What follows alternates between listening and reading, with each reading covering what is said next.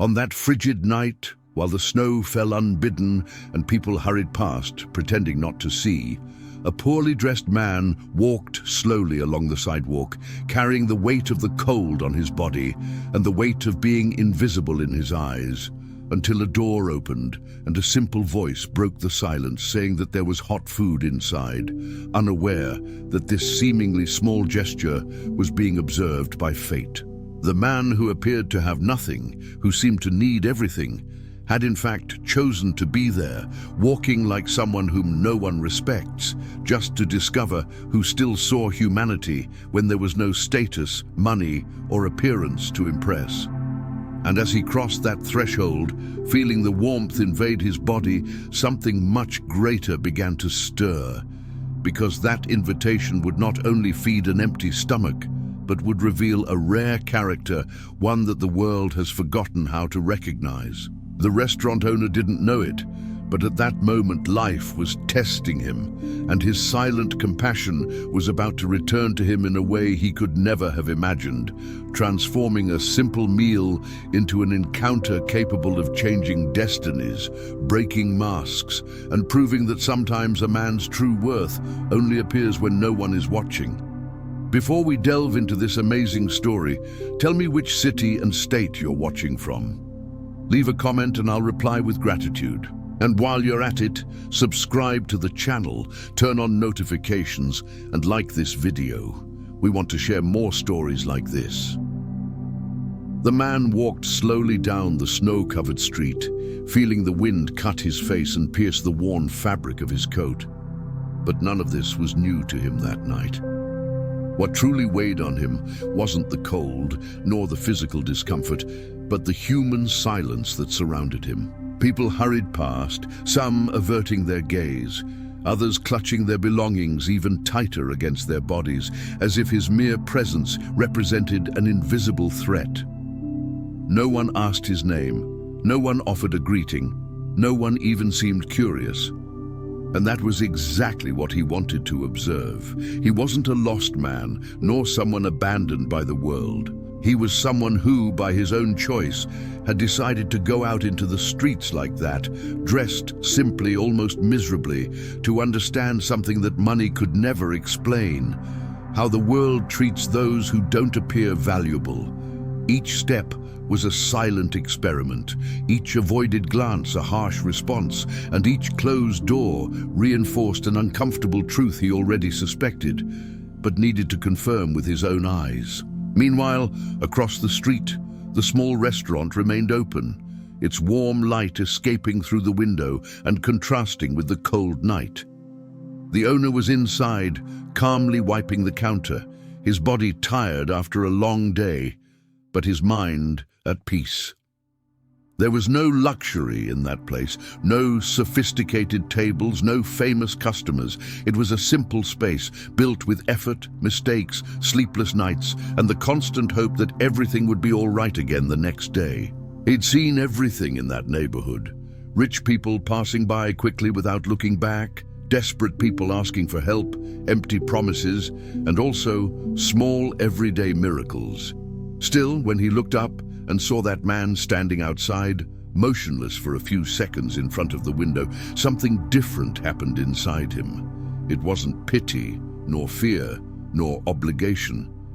It was a silent unease, as if ignoring that scene would be betraying something he himself couldn't explain. The man outside feigned hesitation, as if torn between moving forward or disappearing into the darkness of the street. He knew exactly how that moment played out. He'd experienced it in dozens of different places. He expected the gaze to pass through, the gesture of closing the door, the automatic indifference. But contrary to the script he knew so well, the door opened. The discreet bell rang, and the restaurant owner's voice broke the invisible barrier separating the two worlds. There was no speech, no intrusive question, no judgment, just a simple, direct, almost everyday invitation, as if it were the most normal thing in the world. "Come in, we have hot food." Those words, so common for the one offering, carried enormous weight for the one listening, not because he was hungry, but because, at that moment, someone had seen him even before knowing who he was. Upon entering, the warmth of the room immediately enveloped his body, and for a second he had to suppress his own reaction. He didn't want to appear emotional. He didn't want to break the persona he had created for this experience. He sat down carefully, observing every detail, every gesture, every glance around him. The owner didn't ask where he came from, how much money he had, or why he was in that situation. He simply served a simple dish, placed it in front of him, and continued with his tasks, as if helping didn't require a spectacle. This disconcerted him more than any previous rejection. He was used to extremes, either absolute contempt or exaggerated interest when his true identity came to light. This normalcy, this silent respect, was something far too rare. While he ate, he watched the restaurant owner chatting with an employee, resolving minor problems, laughing at something simple. He was an ordinary man, without a heroic posture, without moralizing, without any intention to impress, and precisely because of that, each of his actions carried more weight. The millionaire in disguise realized that there was no strategy, no calculation, no expectation of reward. The gesture had been born from a pure place, almost forgotten by the modern world. And the more he thought about it, the more he understood that that night was completely slipping out of the control of the experiment he had planned. It was no longer just about testing people. It was about confronting himself, about remembering why, despite having achieved everything money could buy, he still felt profoundly alone. The restaurant owner, for his part, had no idea of the turmoil he had caused. To him, that man was just another person needing a break, a little warmth, a simple meal to keep going. He too had been in difficult situations in the past, and perhaps that's why he had never learned to judge someone by their clothes or appearance. In his mind, if someone knocks on his door silently, they already carry too much weight. It wasn't a favor. It was consistency with who he believed himself to be.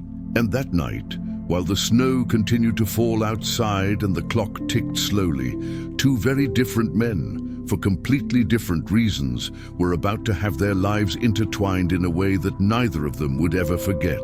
The man finished his meal slowly, not because he was satiated, but because every minute inside seemed too precious to waste.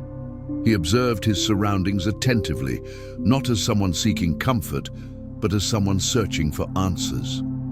The simple restaurant continued operating normally, customers coming and going, ordinary conversations taking place, discreet laughter emerging from some corners. And yet he knew that this night was not ordinary. Something had shifted within him from the moment the door opened without questions. When he stood up to thank the owner, he simply nodded as if to say that it needed no explanation. There was no sermon, no promise, no expectation. The man went back out into the cold, feeling the contrast with the recently experienced warmth, and walked away, leaving behind not only the place, but a profound impression that he could not ignore. In the days that followed, the restaurant owner returned to his routine, without even imagining that that simple scene had been taken far beyond those walls. He continued waking up early, dealing with tight bills, impatient suppliers, good days and bad days.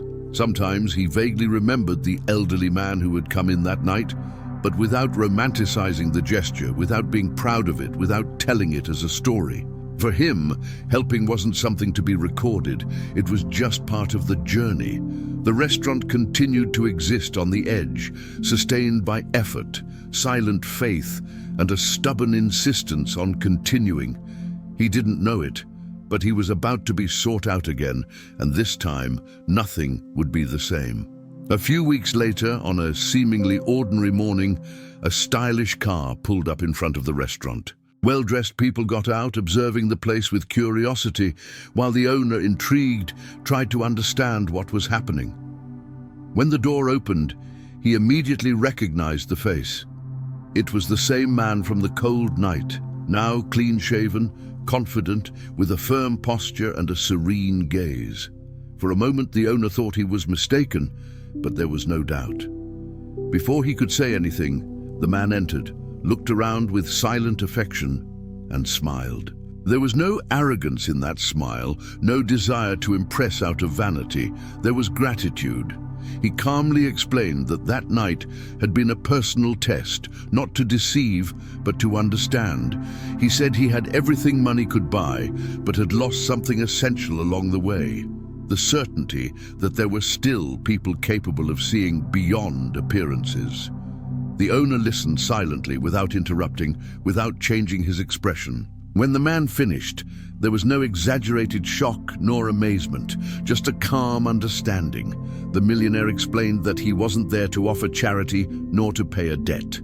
He was there because he recognized value, character, and consistency. He said he saw in that restaurant not just a business, but an extension of the soul of the person who ran it. And then he made the proposal. It wasn't an impulsive offer, nor a gesture of ostentation. It was a true partnership, built on respect, vision, and trust. He wanted to grow together, share decisions, share risks, share achievements. Not because he needed to, but because he wanted to walk alongside someone who had proven who they were when no one was watching. Silence filled the place for a few seconds.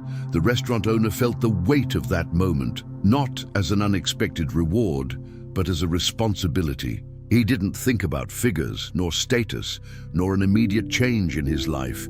He thought about the meaning. He thought about that cold night, the simple decision to open the door, the dish served without questions, and he understood that it had returned in a way he never planned.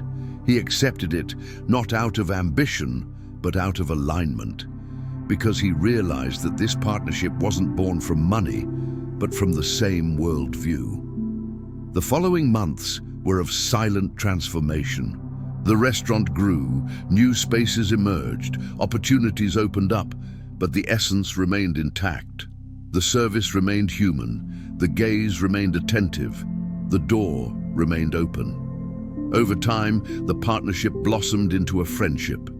Not a friendship built on self-interest, but on deep conversations, mutual learning, and absolute respect. The millionaire ceased to be merely an investor and became a present figure, learning from his friend's simplicity, while the restaurant owner discovered new possibilities without losing his roots. Together, they created something that went beyond a business. They created a place where people felt seen, and every time the snow fell again on that street, the owner remembered the first night, the open door, the dish served.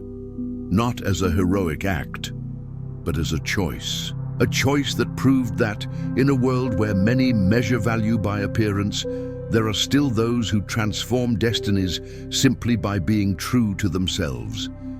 And if this story touched your heart, don't keep it to yourself. Share this video with someone you love too.